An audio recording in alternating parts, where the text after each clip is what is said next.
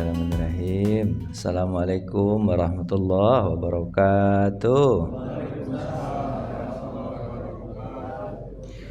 Alhamdulillah alladzi bi ni'matihi tatimmus shalihat. Asyhadu an la ilaha illallah wa asyhadu anna Muhammadan abduhu wa rasuluhu la nabiyya ba'da amma ba'du. Para alim, para ustaz, para kiai, para haji, para jamaah, bapak ibu yang dirahmati Allah Subhanahu wa ta'ala. Semoga Allah mudahkan segala urusan kita, Allah lapangkan rezeki kita, Allah bahagiakan kita dunia sampai akhirat. Amin ya rabbal alamin. Bapak ibu yang dirahmati Allah, kajian kita lanjutkan.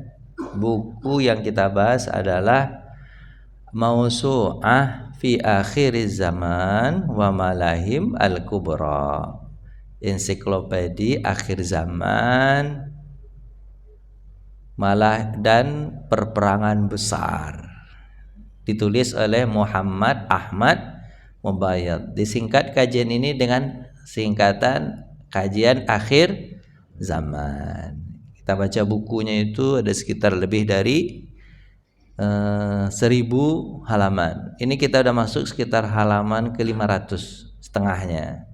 Kemarin kita udah bahas di awal-awal itu tentang tanda-tanda kiamat kecil, banyak sekali itu, ada 36. Kemudian tanda-tanda kiamat kecil yang tidak terlalu jelas dijelaskan oleh Nabi Muhammad SAW. Kemudian berikutnya tentang fitnah yang terjadi di antara kaum muslimin. Kemudian tentang syubhat yang terjadi di antara kaum muslimin. Semua pembahasan kita kemarin 500 ke bawah itu tentang penderitaan aja semuanya. Susahnya jadi orang Islam. Sekarang diberikan kita secercah harapan tentang tema berita gembira. Nah, itu ceritanya, berita gembira. Jadi walaupun susah, tapi dalam keadaan susah itu kita diberikan berita gembira. Apa berita gembiranya? Bidadari. Ya benar. Tanda-tanda kiamat. Nah, ini sebenarnya. Jadi makin mengukuhkan kita bahwa jangan putus asa. Kenapa kita tak boleh putus asa? Ya, pertama adalah karena tanda akhir zaman itu sudah dijelaskan oleh Nabi dan menguatkan kita terhadap agama Islam. Kenapa? Berarti agama ini adalah agama yang benar karena dia sudah bercerita. Apa ya? Agama ini sudah cerita. Jadi makin benar karena orang-orang dulu itu mengatakan gini, orang-orang sekarang itu mengatakan bahwa agama itu, ini dicobanya semua manusia punya pikiran yang sama. Agama itu tidak penting lagi sekarang karena tidak relevan. Agama itu adalah bikinan orang dulu. Jadi kalau sekarang nggak usah pakai agama, pakai apa? Pakai akal aja. Tuh orang-orang Eropa dengan akal maju, betul Pak ya? Maju, orang-orang Australia, orang-orang kan maju, berarti agama tak perlu. Tuh orang-orang yang beragama kan kolot Pak ya? Ya, orang kan dibuatnya begitu Pak ya sekarang. Orang beragama itu orangnya Bapak kolot, nggak maju. Orang sekarang nggak berbaju. Masa orang-orang yang beragama masih tutup aurat? Itu kan tidak trendy. Yang trendy itu yang mana Pak? Yang nggak bawa baju. Itu kan pola pikir yang diapain sekarang Pak? Yang dibentuk sekarang biar Bapak paham gitu. Kan Bapak kalau sholat begini kan nggak keren. Yang keren itu yang gimana Pak? Nggak keren. Yang keren itu gimana Pak? Yang nggak sholat itu keren. Ngapain capek-capek sholat? Kan gitu ya pemikiran yang dibahas kan sekarang gitu Pak ya. Ngapain capek-capek pengajian? Ngapain duduk lama-lama di situ? Orang sekarang cari duit, yang penting mah habis itu healing. Habis itu mana Pak? Hiking. Habis itu mana? Nah, camping itu yang penting. Habis itu foto-foto, selfie. Nah, terus foto-fotokan makanan tuh. Itu yang penting sekarang. Masa sholat-sholat tuh tak penting. Lonceng, Pak. Itu kan yang dibangun sekarang kan begitu, Pak. Benar nggak, Pak? Touring, jangan kena pula bapak-bapak pula nanti. Enggak sholat, kita sholat. Healing itu perlu juga, penting juga. Tapi sekali, bukan berketerusan hidup hedonis. Orang sekarang hidup kan gak hidup apa? Hedon, gaya-gaya aja hedon. Rumahnya aja nggak disapunya. Udah pergi pula keluar rumah. Sapu lah dulu rumah tuh. Itu sekarang, Pak. Itu. Tapi kita dengan agama Islam ini makin yakin kita bahwa cara yang dipilih oleh orang itu adalah cara yang hanya di luarnya bagus, tapi di dalam hati mereka hancur. Lebih baik kita yang pergi sholat ini. Walaupun pakaian biasa segala macam, duduk majelis taklim segala macam, tapi hati kita tenang, lembut. Daripada orang kata bapak jalan, kata pak, nanti kena pula nanti gimana ya? Nah, lanjut aja ya, Pak ya. Kata bapak jalan-jalan itu tenang pula hati, tak tenang, habis duit. Sekali-sekali penting, makan-makan sekali untuk silaturahim penting, tapi tidak berketerusan. Nah, gitulah contohnya. Tapi orang sekarang itu orang bangun sekarang. Wah, apa sekarang tuh gaya baju bagus, mahal segala macam. Kok bisa membeli baju dengan harga 100.000? Kenapa dah harus seragam 100 juta? Kenapa harus begitu? Oh, kan gaya. Makan apa, Pak? Makan gaya. Kalau bisa minum kopi 5.000 di pinggir jalan, kenapa yang harus 50.000 yang di jangan sebut-sebut. Nah, itu kan gaya. Makan apa? Makan gaya. Kopi di sana itu juga agak manis, Pak. Pahit kopinya. Lebih baik kopi kita lagi. Kita kasih gula banyak-banyak manis ya. Enggak rasa kopi rasanya kan. Lanjut aja lah, Pak. Bapak iyain aja iya gitu. Nah, itu Pak ya. Jadi pertanda bahwa agama kita makin benar. Makin orang mencari dunia itu makin yakin kita agama kita, betul Pak ya? Nah, terus mematahkan tipuan orang-orang kafir menyebut agama itu adalah cerita lampau yang kita katakan tadi. Padahal agama kita ini terlihat realitanya saat sekarang makin jelas. Nah, lanjut. Gak mau dia bergerak, Pak. Kenapa tuh, Pak? Itulah Bapak tuh. Dia mau dia bergerak. Kenapa tuh? Tanda kiamat ya kan, mengukuhkan kita nih. Arah kedua, Pak. Akhir zaman itu kan sudah dijelaskan oleh Nabi Muhammad SAW. Udah jelasin banget sama Nabi, ya kan? Terus, inilah berita gembira itu untuk umat Islam, ya. Tapi Nabi Muhammad SAW dari kemarin itu kita sebut dengan fitnah-fitnah, tanda kiamat kecil. Nabi Muhammad juga kasih tahu apa solusinya, obatnya apa, udah dikasih tahu sama Nabi. Misalnya nih, apa tuh cerita tentang kemarin itu salah satunya cerita tentang perempuan gitu, emansipasi perempuan, emansipasi wanita, gitu kan? Dikedepankan wanita itu harus sama dengan pria, itu Pak ya. Kita kalau orang beriman nggak begitu. Wanita itu mulia, dia tidak boleh disamakan dengan pria. Masa wanita mau disuruh panjat tiang listrik? Karena laki-laki bisa memanjat tiang listrik, bekerja dari masa perempuan disuruh ngapain, Pak? Ngangkat batu. Kan kalau ingin samakan suruh angkat batu, habis itu suruh ngecor. Kan harusnya laki-laki perbuatan itu. Berarti emansipasi itu tak begitu. Yang benar itu adalah perempuan itu kata Nabi di mana? Di rumah, ngatur anak. Yang kerja itu sebaiknya siapa? laki-laki gitu kan, biar laki-laki yang mengerjakan pekerjaan berat untuk kelembutan segala macam. Anak butuh ibu. Itu contohnya. Jadi Nabi berikan solusinya. Tapi kalau bagi orang yang menjalankan solusi itu selamat anak-anaknya. Tapi bagi orang yang tidak menjalankan solusi itu hancur anak-anaknya. Benar nggak Pak? Jawab iya aja, iya gitu. Jawablah iya gitu. Betul aja lah, biar cepat. Jangan dibantah-bantah pula. Kemudian yang ketiga, apa yang ketiga Pak? Tanda akhir zaman yang ketiga sudah dijabarkan oleh Nabi, mengeluarkan umat Islam dari kebingungan. Kenapa nggak bingung? Karena sudah jelas ini jalannya, ya Pak ya. Misalnya apa? Banyak sekali tanda-tanda kiamat kecil kemarin itu, ya kan? Misalnya kalau tanda begini, nanti bisanya terjadi peperangan, kata Nabi Muhammad SAW. Kalau terjadi peperangan, yang kalian harus siapkan apa? Kata Nabi, yang kalian harus siapkan itu paling mantap adalah keimanan. Itu paling mantap. Kenapa?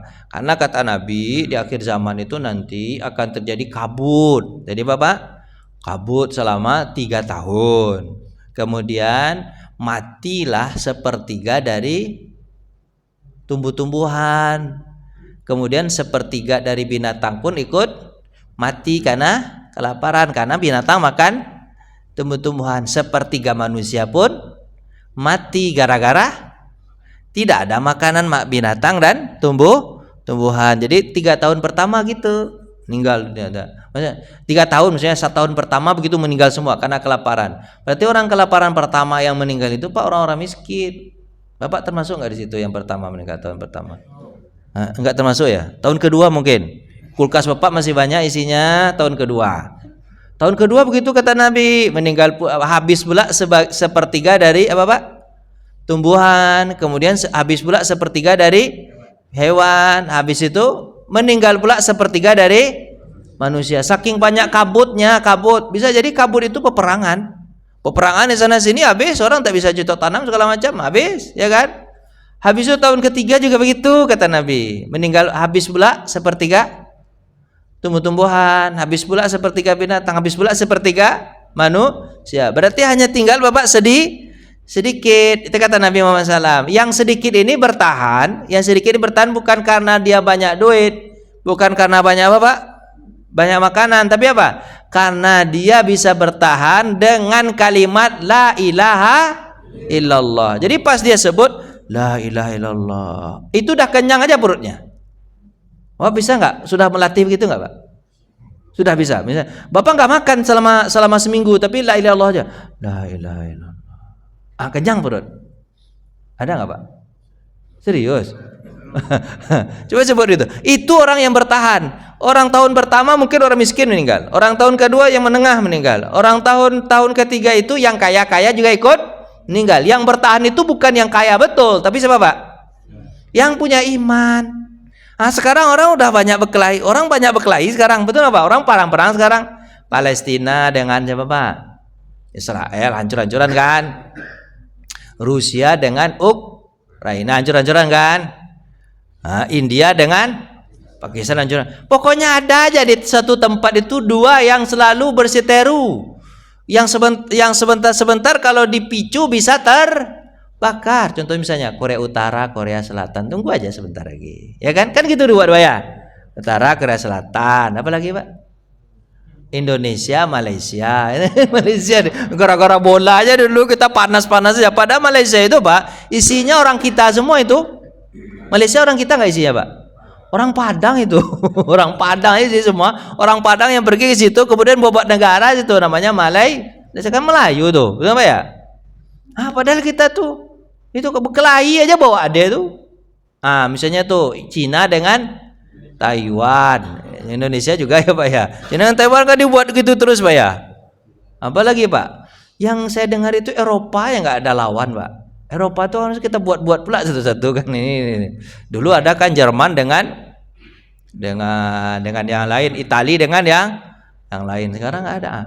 Tunggu aja nanti kalau meletus sana meletus sini meletus sana, tunggu aja. Nanti kiamat apa Pak? Perang dunia ketiga. Sebentar lagi mungkin, sebentar lagi. Terus apa yang harus kita persiapkan dari peperangan besar ini? Apa Pak? Iman. Yang paling kuat itu apa? Iman. Kalau duit sekarang sudah tak berarti. Kalau Nabi bilang apa? Nanti suatu akhir zaman satu kepala sapi itu dihargai dengan 100 dinar, orang tak mau jual. Kenapa Pak? Harganya mahal betul. Satu kepala sapi. Kepala sapi pas ketika kita korban, kita hadiah-hadiahkan aja ke orang kan? Jawab iya gitu. Iya kan, dihadiahkan aja. Ini 100 dinar. 100 dinar itu berapa harganya Pak? Banyak lah pokoknya. Karena 1 dinar itu 4 gram seperempat. Berarti kalau 100 dinar bisa jadi 500 juta.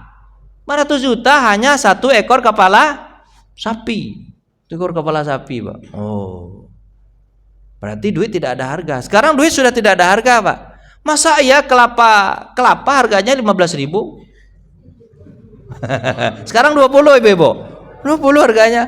20. Dulu pas Bapak nggak tahu ya, padahal Bapak nggak tahu ya harga kelapa. Kelapa, kalau kita mau buat gulai, itu kan kelapa itu penting tuh, kelapa tuh. Dulu pas istri saya ngomong, pas ketika lebaran 30.000 satu biji. 30.000 satu biji. Apa sekarang nggak turun dari 15.000 malah 20.000. Masa kelapa 20.000? Di kampung saya 2.600 orang beli cuma. Di kampung saya kan penghasil kelapa Pak, orang Priaman Pak. 2.600 cuma harganya Pak. Kok sampai di sini 20.000? Itu paketnya paket apa itu? Oke, sangka mana itu Pak. Jadi gitulah Pak. Jadi gimana tuh? Kayak nggak ada harganya gitu ya, duit itu ya. Duit 100.000 catatan semua ibu. Dibawa duit 100.000 ke pasar nggak cukup. Untuk 1 hari makan harus 150.000. Kata istri saya begitu. Untuk 1 hari makan kita sekeluarga ini paling enggak berapa?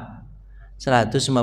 Cabenya aja berapa? Itu cetek bengeknya. Kalau belum beli apa lagi? Cetek bengek namanya. Belum beli apa? Kalau kita beli lauknya apa? Ikan itu kita beli 40.000 pula sekilo kata dia kan. Cetek bengeknya aja, cetek bengek misalnya itu kan apanya cabenya, habis itu bumbu-bumbunya itu aja ada habis duit 60.000 atau 70.000 kata dia. 70.000 habis duit untuk bumbu aja. Masa kita makan bumbu aja? Kan harus ada apanya Pak? Kalau tak pakai bumbu, masa ikan tuh digoreng, diapain Pak? Digaramin aja mana pula ada enak. Itu Pak. 150.000 paling enggak Pak, serius Pak.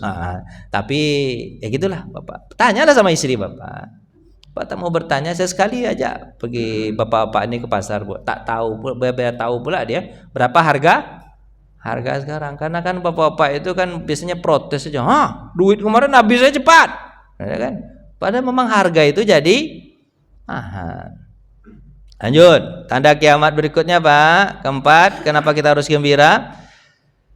Akhir zaman itu kan sudah dijabarkan sama Nabi, mengukuhkan kesabaran kita, sabar aja lah, sabar. Terus menggerakkan energi kita untuk mempersiapkan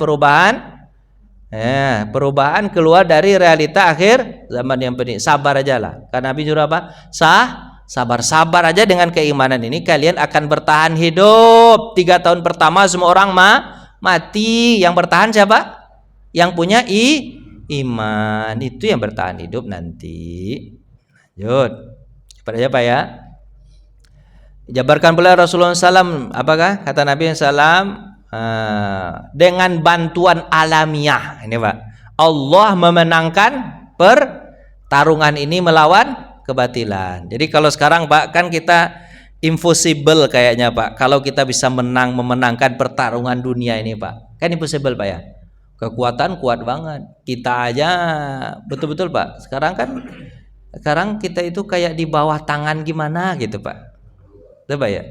Saya kemarin baru tahu betul memang kita ini diintervensi oleh negara luar. Terasa pas ketika Trump bilang apa Pak? Kiris itu masalah tuh kata dia. Bapak tahu kiris? Bapak tahu nggak? QRIS, nggak tahu kiris, QRIS lah. QRIS Bapak tahu QRIS? Yang barcode itu kan yang bikin.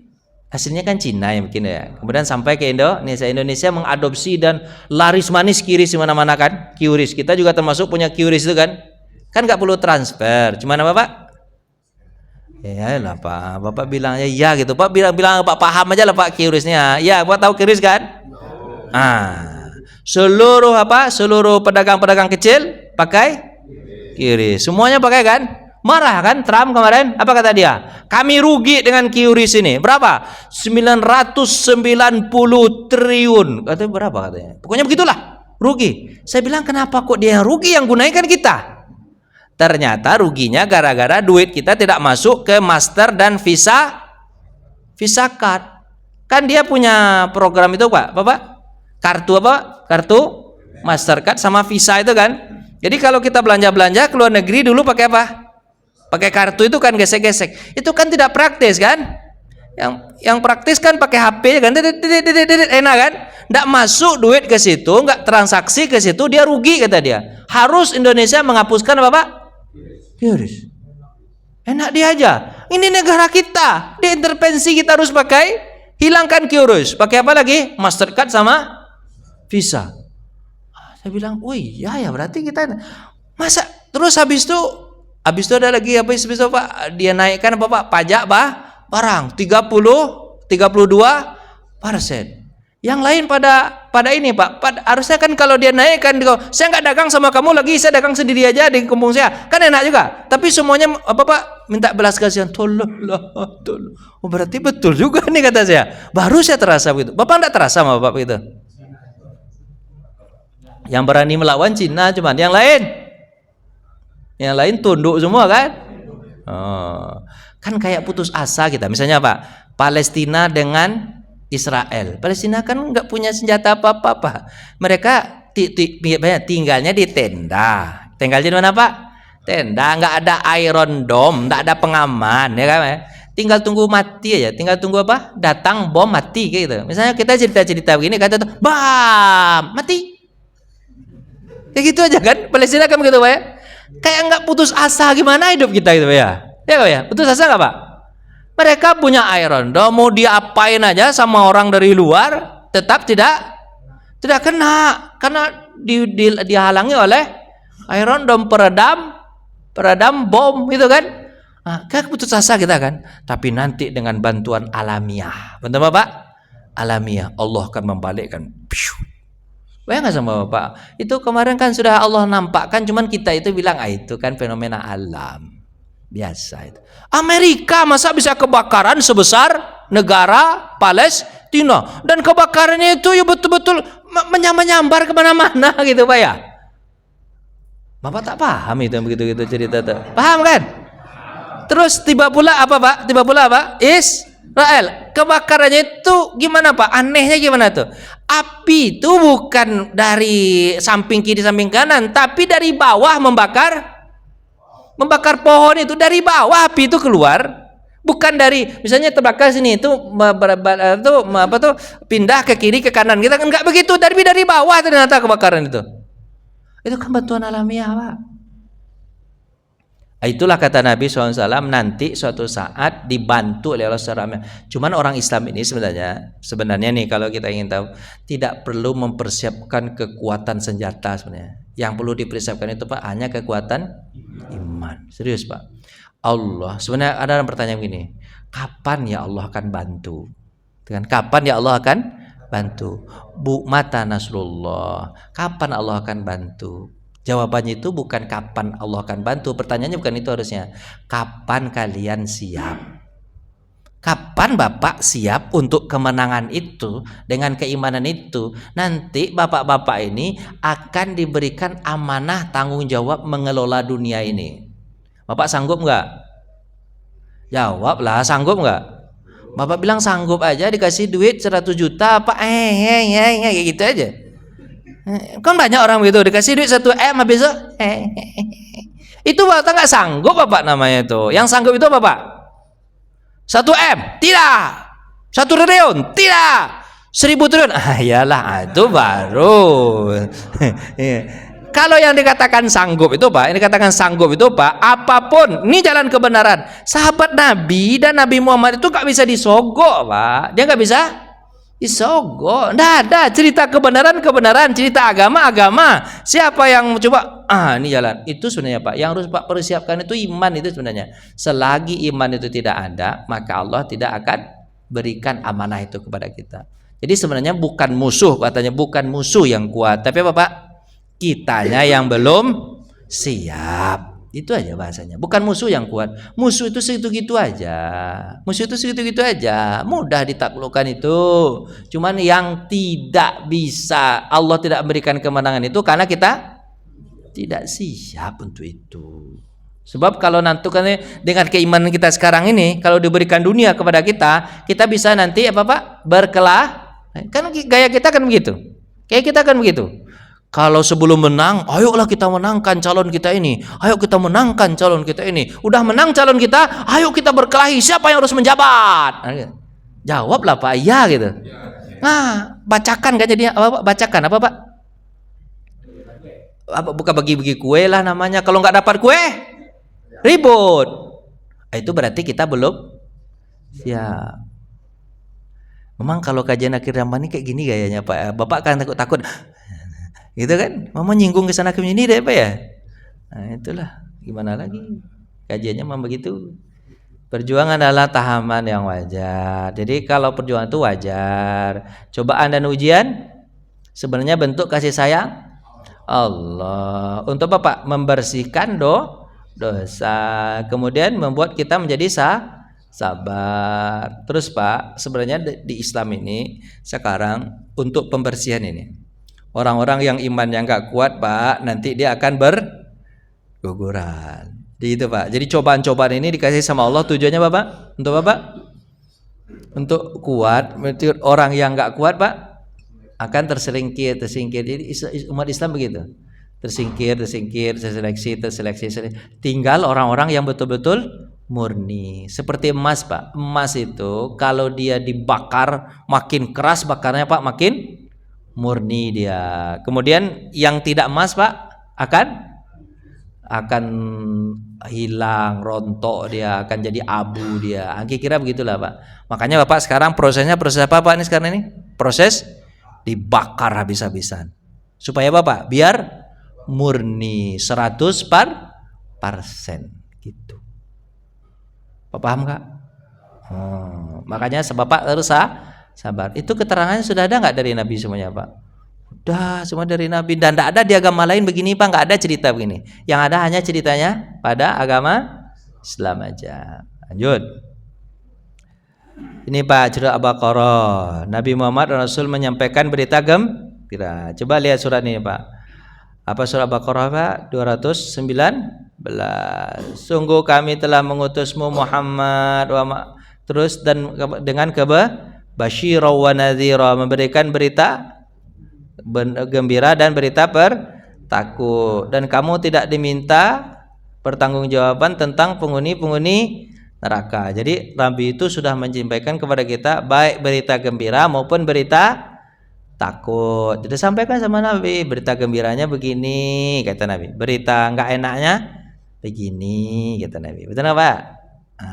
Terus lagi dalam surah Sabah ayat yang sama, dan kami tidak mengutusmu Muhammad melainkan kepada umat manusia seluruhnya sebagai pembawa berita gembira dan pemberi peringatan, tetapi kebanyakan manusia tidak mengetahui. Ayatnya mirip-mirip Pak, Fatir ayat 24. Cepat aja Pak ya. Kemudian ini apa ya? Ujian kita sekarang tidak sebanding dengan ujian umat dulu. Jadi kalau kita diuji sekarang Pak, Bapak bisa sholat pakai AC. Orang dulu mana ada sholat. Coba lihat nih, di antara mereka orang-orang dulu itu ada yang digergaji hidup-hidup. Bapak pernah ngelihat orang digergaji hidup-hidup? Yang ada kan cuma dibom, sekali bom habis, ya kan? Iya ada juga Pak ya. Jurnal. Iya betul Pak ya. Digergaji di Turki itu Pak ya. Nggak tahu saya Pak di mana. Pokoknya buku itulah dipukul-pukulin ya. Tapi dulu kan orang disiksa luar biasa Pak siksaannya. Dibandingkan dengan sekarang nggak terlalu hebat siksaannya kan. Kalau dulu siksaan gergaji.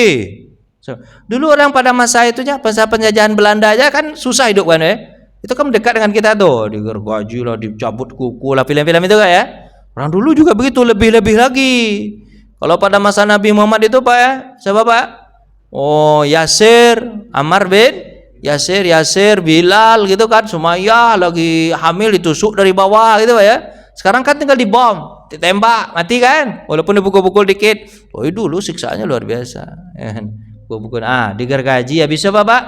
Ada yang dimasukkan ke dalam kuali panas seperti Masitoh dan keluarganya pada masa Firaun. Ada yang dimasukkan ke dalam api, kobaran api. Siapa dia? Nabi Ibrahim alaihi salam. Atau Bapak cerita pada masa Ashabul Ukhdud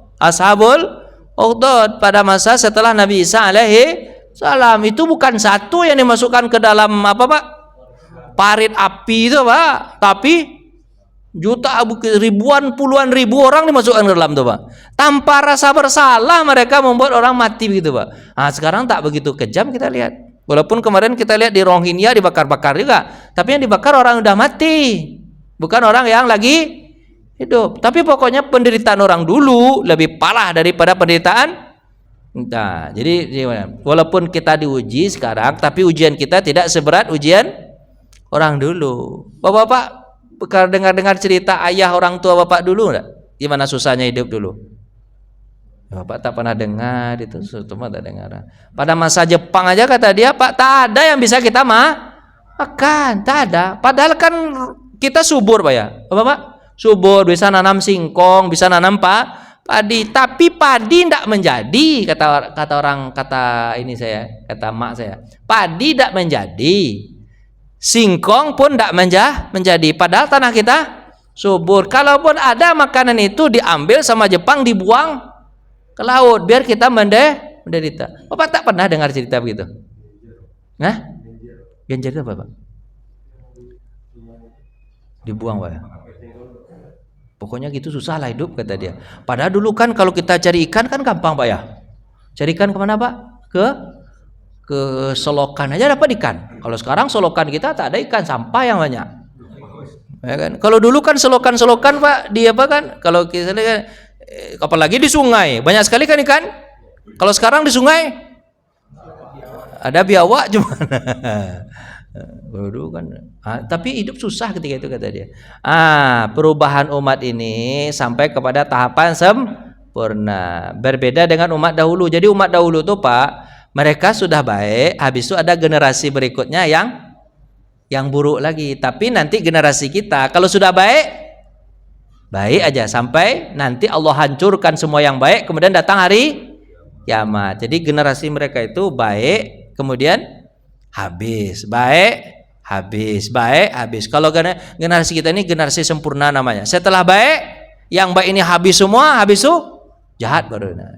Jadi lebih baiklah generasi kita dibandingkan generasi. Kemudian fitnah adalah bentuk kasih sayang Allah, meningkatkan kesabaran, dan jelasin tadi. Lanjut. Menyampaikan berita gembira, Nabi memberitakan kemenangan. Jadi Nabi menceritakan Pak, nanti kalian pasti akan menang melawan Yahudi. Saya kasih tahu Pak ya. Saya kasih tahu itu, menang melawan Yahudi. Bapak capek ya dengar saya? Kalau enggak Bapak tanya aja lah. Kemenangan itu di pertempuran besar di akhir zaman. Nanti Bapak akan menang melawan apa Pak? Konstantinopel apa Pak? Turki. Kan sudah menang tuh? Udah 700 tahun setelah Nabi bersabda. Nanti kalian akan membebaskan Romawi. Romawi udah bebas belum Pak? Belum. Tapi Bapak datang ke Romawi itu, Bapak bebaskan tanah itu menjadi tanah Muslim. Sekarang kira-kira menurut Bapak masuk akal nggak? Bisa Bapak menghabiskan Romawi itu? Romawi kan berarti kan ini kan apa pendukungnya kan Amerika segala macam itu pendukungnya kan? Berarti Bapak tak akan bisa masuk ke Romawi itu sebelum Bapak mengalahkan Amerika. Kok bisa kalahkan Amerika? Gimana caranya itu? Pausnya orang Amerika sekarang itu kan. Robert apa itu namanya itu. Itu Pak. Bisa Pak kalahkan Amerika tuh. Gimana caranya itu Pak? Sekarang bisa Pak kalahkan Amerika. Masuk akal nggak Pak? Nggak masuk akal. Lanjut apa Pak? Nabi menerangkan bahwa pahala besar atas sabar tidak. Jadi pahala yang sabar kita ini sebanding dengan pahala sabarnya 50 sahabat. Makanya kita sabar. Dibandingkan sama Allah, disamakan pahalanya banyak nanti. Ya. Allah gitu. Lanjut Pak. Orang mukmin yang dibunuh Dajjal malah apa Pak? Disebut orang yang paling mati syahid. Jadi Pak, orang beriman itu kan nanti dibunuh sama siapa Pak? Dajjal. Dia ada 10 penunggang kuda itu dalam bahasa hadis. Ada satu orang dulu, satu orang ya kan? Satu orang diambil sama Dajjal, kemudian dia main Pak, dibunuh. Habis dibunuh dihidupkan lagi. Berimanlah kepadaku, aku Tuhan kan bisa menghidupkan kau lagi. Apa kata dia? Makin yakin kau adalah betul-betul Dajjal. Kata siapa? Karena Dajjal itu bisa membunuh dan menghidupkan orang. Habis itu apa Pak? Diapain Pak? Kemudian Allah Subhanahu wa taala buat dia apa Pak? Punya apa tuh? Kayak punya tameng di seluruh tubuh. Kemudian Dajjal berusaha untuk digergajinya, tapi tak bisa. Kenapa? Karena seolah dilindungi oleh Allah Subhanahu wa taala. Karena Dajjal putus asa, kemudian dia pergi meninggalkan orang itu, ya kan? Setelah itu nanti Pak ada bahasa hadis itu 10 orang penunggang kuda, hanya 10 orang penunggang kuda melawan siapa Pak? Melawan Dajjal. Padahal Dajjal itu di belakangnya 70.000 Yahudi. Yang datang hanya berapa orang Pak? 10 orang. Kira-kira masuk akal nggak Pak? 10 orang melawan berapa? 70.000 Yahudi aja, belum Dajjalnya, ya kan? Tapi 10 orang ini disebut orang yang terbaik. Jangankan orangnya, kudanya untuk menunggang pun disebut kuda terbaik. Orangnya dan kudanya masuk surga. Bapak mau berani nggak ya Pak? Melawan 70.000 orang sama Dajjalnya, Bapak 10 aja. Nggak ada berani kan? Berarti yang 10 orang ini iman kuat atau apa nih Pak? Iman kuat. Jadi sebenarnya kemenangan kita itu bukan di senjata, tapi Pak, iman kuat. Yakin bisa mengalahkan 70.000 orang. Itulah. Kan Bapak lihat dari kehebatan Islam itu, rata-rata kemenangan Islam itu dari jumlah banyak, dari persenjataan kuat, atau dari iman aja? Dari iman aja. Coba kemenangan Nabi Muhammad, kemenangan Hittin, Salahuddin Al-Ayyubi, itu kan sedikit orangnya. Atau kemenangan apa Pak? Kemenangan melawan apa? Mongol, siapa namanya? Genghis Khan gitu kan. Itu kan orang yang melawan itu kan dinasti Mamluk itu kan sedikit-sedikit aja. Saifuddin Qutuz itu sedikit jumlahnya, tapi bisa mengalahkan jumlah yang banyak. Itu yang membuat mereka bisa itu apa? Iman aja. Bukan karena apa Pak? Persenjataan. Lanjut. Ini bukan bahwa tiap adanya kelompok yang menang. Jadi Nabi selalu menyebutkan sebenarnya setiap zaman itu ada kelompok yang selalu dibantu oleh Allah Subhanahu wa taala. Apakah Bapak termasuk di dalam ini? Namanya Taifah Mansurah. Ada sekelompok terus Pak. Agama ini tetap dipegang di hatinya. Ada tuh kelompok itu terus. Apa kita termasuk ini? Mudah-mudahan ya, karena kita masuk masjid ikut sholat kan, mudah-mudahan ya. Mudah-mudahan aja. Ya, amin aja lah Pak. Amin. Tubuh umat ini akhirnya kan disempurnakan oleh mujaddid besar, yaitu namanya Al-Mahdi. Tapi untuk mempersiapkan Al-Mahdi tetap ada pendukungnya yang betul-betul siap. Lanjut. Demikian juga nanti turun Nabi Isa alaihi salam membantu meraih kemenangan. Kemudian kebaikan selalu akan ada di kalangan umat. Jadi pasti ada orang yang baik terus Pak. Jadi kalaupun ada orang yang buruk, yang baik tetap ada. Umat Islam berakhir hidup di dunia dengan menjadi umat yang pertama. Malahan kita hidup di akhir zaman, orang-orang itu pula nanti yang duluan masuk surga. Lantaran keimanan mereka, amalan mereka, perbuatan mereka dilipat-lipat gandakan oleh Allah Subhanahu wa taala. Penduduk Syam nanti Pak tetap menjadi pusat perhatian. Betul nggak Pak? Sekarang Syam jadi pusat perhatian nggak Pak? Iya, orang tertuju pusat perhatian Syam itu Pak. Palestina, Yordania, Lebanon, Syria. Syria sekarang udah bagus. Ada apanya Pak? Ada presiden baru As-Sara itu namanya Pak ya. Ada bagus. Mungkin mulai dari situ As-Sara bagus. Nanti dia bisa membuat negara-negara lain itu jadi bagus. Jadi hancur-hancuran kan itu? Hancur-hancuran cara bagus ini. Lanjut. Masuk Islam itu masuk ke seluruh rumah. Dakwahnya berhasil. Bapak lihat nanti. Pak udah capek Pak ya? Gimana caranya nih? Pulang aja yuk. Pulang atau makan? Pak Wendy kenapa nggak dibuka Pak Wendy? Dibuka Pak Wendy lagi gitu. Ada tanda-tanda alhamdulillah. Nampak tanda-tandanya. Pak kok nggak bunyi? Udah surut belum? Sampai jam 6 ya? Atau Bapak mau nanya? Tanyalah, ini bahasanya cuma ini doang. Tanyalah Pak. Silakan Pak.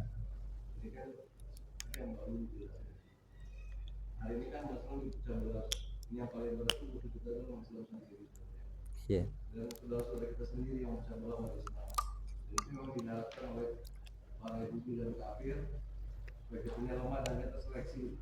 Karena situasinya supaya kita dapat pecah belah gimana? Pakai tema sunatullah kemudian harus saudara kita sendiri yang macam bola Islamnya kita bisa bilang dan faktanya memang sekarang banyak orang mukhaf di salah satu Iya. Jadi Pak, sebenarnya dengan penyeleksian itu memang apa ya? Sebenarnya orang-orang Islam itu kenapa kok dia berbuat begitu itu rata-rata karena pengaruh dunia. Selagi mereka makin melihat dunia, maka mereka akan apa Pak? Maka akan berbuat seperti itu. Misalnya Pak, untuk memenuhi apakah nafsu apa namanya Pak? Nafsu apa? Nafsu syahwat misalnya, nafsu syahwat, mereka mau mencuri demi untuk bisa bisa eksis. Siapa nama? Eksis. Kadang-kadang mengorbankan saudara biar dia dapat apa Pak? Duit misalnya nih. Misalnya saya nih dengan non muslim lagi apa Pak? Lagi ada teman-teman. Tapi saya harapkan dari dia itu nanti digelontorkan apa Pak?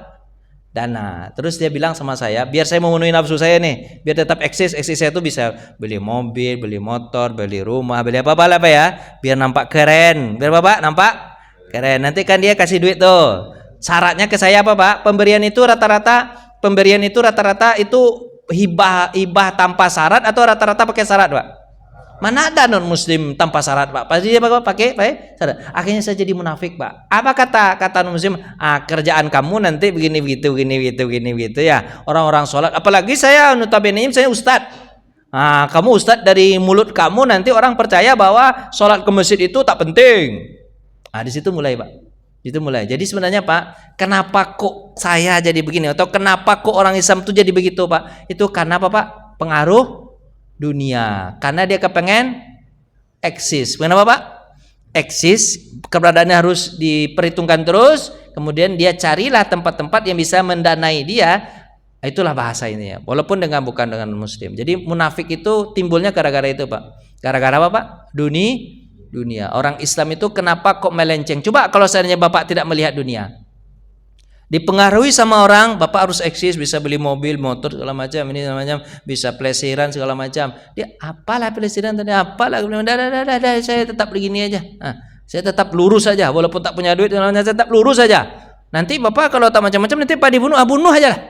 Saya memang tak bisa pula membela diri saya, bunuh aja lah. Itu namanya berarti Pak imannya kuat, dan itu yang susah mencari orang sekarang. Rata-rata orang kan kalau mungkin bisa dia dari sisi dia disogok, tak mau disogok. Habis itu dari sisi dia akan dibunuh atau anaknya dibunuh, keluarganya dibunuh, dia tak sanggup kan? Ya udahlah, kalau gitu saya ikutlah. Rata-rata kan gitu Pak.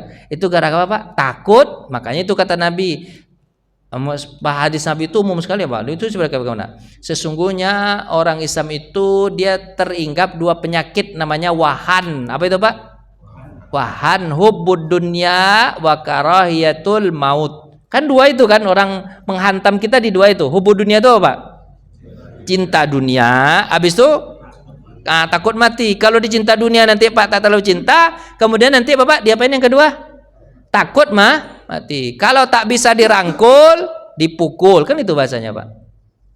Pak paham nggak bahasa itu? Paham ya? Anggap aja paham Pak ya? Paham itu? Ya Pak Haji ya. Lanjut, siapa lagi? Tanya Pak. Ada Bapak nih, ayolah. Saya lanjutin aja lah. Terus Barat telah menyuntikkan obat tidur kan? Barat itu kan disuntikkan obat tidur ke kita kan? Dibuat kita yang penting itu apa? Ada apa? Politik kita dihancurkan, sosial kita, ekonomi kita dihancurkan kan? Habis apa? Barat menciptakan kondisi apa Pak? terbelakang, umat Islam terbelakang, terhina, hingga negara-negara Islam menjadi sapi perah aja kan, dibuat begitu. Tiba-tiba saja mereka dikejutkan oleh hantaman ajaran Islam. Malahan Islam itu masuk ke hati para orang-orang Barat itu sendiri, gitu kan? Dihantam sama Allah dengan apa? Dengan mereka, karena mereka itu sebenarnya mereka itu memang kaya segala macam, tapi kosong dari keimanan. Nanti Islam yang masuk ke hati mereka menjadi berdampak muslim. Mereka sendiri nanti yang akan menghancurkan orang-orang yang zalim di situ. Mulailah mereka marah dan panik. Jadi marah, mereka panik. Panik gara-gara apa, Pak? Gara-gara itu.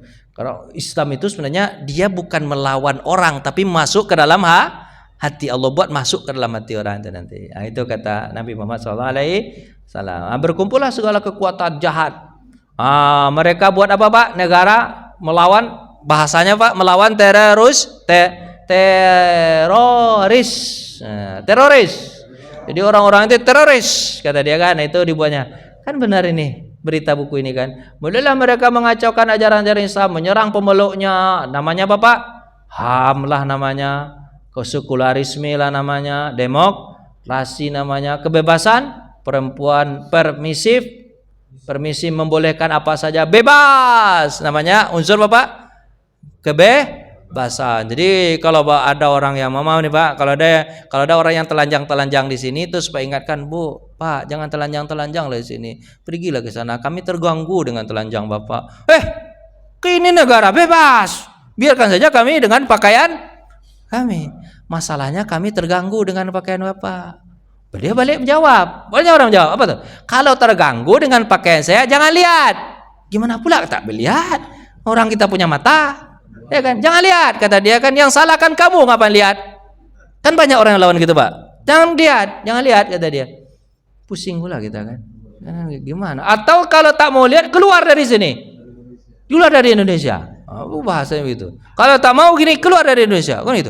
Apa pula bahasa-bahasa begini, Pak? Kalau sebenarnya Bu Hamka pernah digituin orang. Bapak pencinta Bu Hamka ya? Ada ibu-ibu dia pakai apa? Pakaiannya Bapak enggak rapi. Terus nasihatin Bu Hamka, pakailah pakaian rapi. Terganggu kami laki-laki ini kalau melihat ibu-ibu begitu, stres kami, senemen kami jadinya. Hilang akal sehat kami. Kata dia, stres kami, jangan lihat. Habis itu kata stres kami, kata dia. Habis itu apa kata dia, Pak? Apa kata dia? Jangan lihat, gitu. Apa kata? Gini aja lah, kata Bu Hamka ini perkataan dia bagus nih, apa? Kamu aja lah yang pergi. Yang bikin masalah kan kamu, bukan saya. Yang bikin masalah adalah kamu, bukan saya. Jadi sekarang tuh Pak, yang bikin masalah malah eksis, yang menasihati malah disuruh pergi, kan terbalik. Yang harusnya bikin masalah itu yang pergi. Kamu pergi ke hutan aja. Itu Bu Hamka ngomong dalam bukunya. Kamu pergi ke hutan saja, karena orang hutan tidak terganggu dengan auratmu. Suruh dia pergi kemana, Pak? Ke hutan. Kalau dia pergi ke hutan, terganggu nggak orang, Pak? Nggak terganggu. Tapi kalau dia di sini buka aurat, terganggu nggak Bapak nih? Bapak nanti lagi motong pas korban tuh, Bapak lihat orang apa yang Bapak potong, tangan Bapak apa potong? Yakin saya. Mas, ini udahlah Pak, ada jam 6 Pak, pulang dah yuk. Itulah Pak. Itulah ceritanya Pak. Terakhir ini, musuh Islam membuat gambaran buruk, penganut Islam itu menyebarkan berita bohong, ya kan? Mereka berita bohong selalu Pak, agar mereka punya alasan untuk mengubah ajaran Islam. Terus mereka jauhkan umat Islam dari ajaran Islam, dipersempit ruang gerak orang kan bersempit gerakannya semua ini. Mereka bersekongkol dengan media, ya kan? Mereka gelontorkan dana melimpah ruah. Cepat aja nih bahasa-bahasanya Pak. Namun sekarang tampak bahwa dua agama itu, apa kan? Dua agama penting Barat, Yahudi dan Nasrani itu gagal untuk mengisi hati nurani mereka. Akhirnya mereka apa Pak? Tenggelam dengan mesum, hina, narkoba, penyimpangan, perjudian, kejahatan gitu kan. Rumah tangga mereka hancuran, Barat menuju ke arah kehancuran. Sementara itu dunia Islam apa Pak? Melakukan kenapa begitu Pak? Terus kemudian kesadaran alami berjalan ke arah Nah, cepat aja Pak. Sedikit data-data Barat, misalnya Pak, 20 juta penyimpangan seksual di Amerika. 20 juta Pak. 97 juta candu narkoba. 2 juta gelandangan. Sebagian besar agamawan barat membolehkan zina dan homoseksual. Oh, itu sebagian besar, Pak. Para pendeta segala macam membolehkan apa? Zina, homoseksual. Itu kan parah ya begini ini nih kan. Terus di Amerika jumlah murid sekolah hamil hampir separuhnya, 48%. Ini data tahun 2000 nih, Pak. Data tahun berapa? 2000. Kalau 2024 ini enggak tahu berapa datanya. Terus apa, Pak? 280.000 pembunuhan per tahun. Banyak sekali datanya. Terus itu bukan. Ini Rasulullah SAW mengatakan selalu ada sekelompok umat yang berperang ke arah kebenaran, keadaan mereka menang selalu sampai hari kiamat. Muslim. Hadisnya sama semuanya, Pak. Namanya Pak Taifah Mansurah. Setiap 100 tahun itu harus setiap ada yang mujaddid pembaharu. Selalu ada yang pembaharu, ya kan?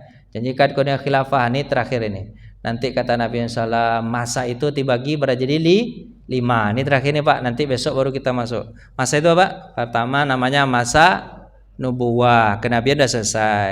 Kemudian khilafah ala manhajin nubuwah. Itu masa khilafah 30 tahun. Habis itu, Pak, mulkan adhan. Kerajaan yang masih mengayomi. Itu sampai Turki Habis itu sekarang proses kita sekarang hampir 100 tahun nih, Pak. Namanya mulkan jabarian, kerajaan yang ditaktor sehendaknya aja, yang penting perut penguasa itu kenyang. Itu sekarang fase kita nih baru 100 tahun. Kan sabar kita 100 tahun nih, Pak ya. 100 tahun baru. Habis itu terakhir nanti akan apa kata Nabi?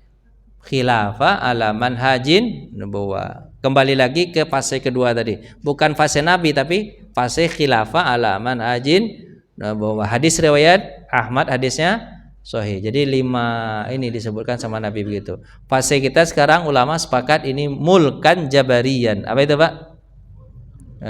Kekuasaan yang semena-mena, penguasa yang semena-mena itu sekarang. Tapi nanti maksudnya ceritanya Bapak itu harus menciptakan nanti, bukan dia datang, dia nggak datang langsung, Pak. Dia Bapak ciptakan dengan diri Bapak sendiri. Nggak usah lihat orang lain. Soalnya kalau melihat orang lain pusing, Bapak. Lihat aja diri sendiri, perbaiki diri sendiri, mantapkan diri sendiri dengan keimanan sampai nanti Allah anggap kita mampu memegang amanah itu, kemudian Allah akan turunkan orang yang akan membela. Nanti akan didirikan namanya khilafah ala manhajin nubuwah. Itulah terakhirnya. Terima kasih ya, Pak ya. Kita doa dikit. Auzubillahi minasyaitonirrajim. Bismillahirrahmanirrahim. Alhamdulillahirabbil alamin hamdan syakirin hamdan naimin hamdan yuafi ni'amahu wa yukafi'u mazidah. Ya Rabbana lakal hamdu wa lakasyukru kama yanbaghi li jalali wajhikal karimi azimi sultanik. Radina billahi rabba wa bil islami dina wa bi Muhammadin nabiyya wa rasula. Ya Allah, kami redha agama Islam sebagai agama kami. Kami redha Engkau sebagai Tuhan kami. Kami redha Nabi Muhammad sebagai Nabi kami. Ya Allah, ya Tuhan kami, tambahkan keimanan kami. Allahumma ahyina bil iman wa amitna bil iman wa hasyurna bil iman wa adkhil jannata ma'al iman. Ya Allah, tambahkan keimanan kami, tampakkan kekuasaan-Mu kepada kami. Ya Allah, dengan membaca ayat Al-Quran dan hadis-Mu, ya Allah, yakinkan kami bahwa Al-Quran dan hadis adalah betul-betul datang dari-Mu, ya Allah. Betul-betul akan terjadi apa yang Kau sampaikan. Agama ini baik sampai akhir zaman. Agama ini relevan sampai akhir zaman. Tanamkan iman itu dalam hati kami, ya Allah. Ya Allah, ya Tuhan kami, tanamkan pula kepada kami, pantaskan kami untuk menerima amanah dunia ini dari-Mu, ya Allah. Pantaskan kami, ya Allah. Kuatkan iman kami, ya Allah. Masukkan kami ke surga bersama orang-orang yang beriman. Rabbana hablana min azwajina wa zurriyyatina qurrata a'yun waj'alna lil muttaqina imama. Ya Allah, jadikanlah keluarga kami, anak kami, istri kami, suami kami soleh solehah, penyejuk pandangan mata kami, ya Allah.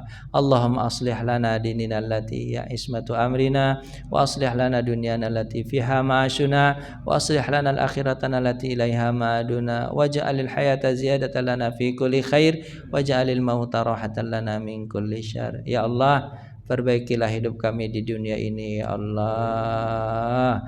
Perbaikilah hidup kami nanti di akhirat ya Allah. Di antara kami ada yang susah hatinya, lapangkan hati kami.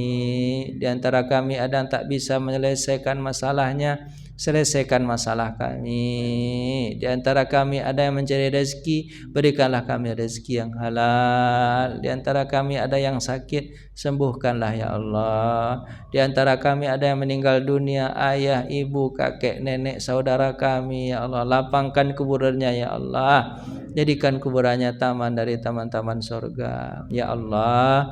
Kalau nanti kami akan meninggal dunia, izinkan kami mengucapkan kalimat La ilaha illallah. Ya Allah, lapangkan kuburan kami, mudahkan hisab kami, beratkan timbangan kebaikan kami, masukkan kami ke surga, jauhkan kami dari api neraka. Ya Allah, jadikan kuburan kami tempat peristirahatan kami yang paling indah nanti ya Allah. Rabbana atina fid dunya hasanah wa fil akhirati hasanah wa qina adzabannar. Alhamdulillahirabbil alamin. Wassalamualaikum warahmatullahi wabarakatuh.